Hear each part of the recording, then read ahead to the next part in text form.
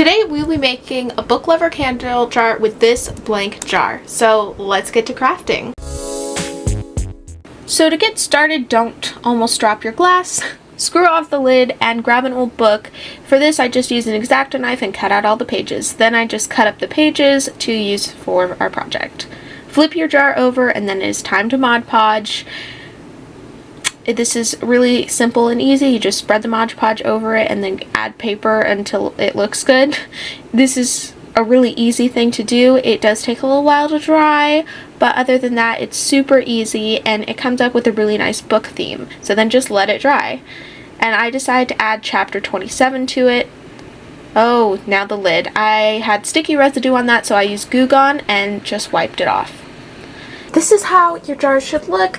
Obviously it's not going to look the exact same because we'll all be using different books, but I decided to add one of the chapter names on there and I think that adds a really cute detail. So now all you need is a candle and then screw on the lid. Obviously don't have the candle lit when you screw on the lid though, because that will extinguish it.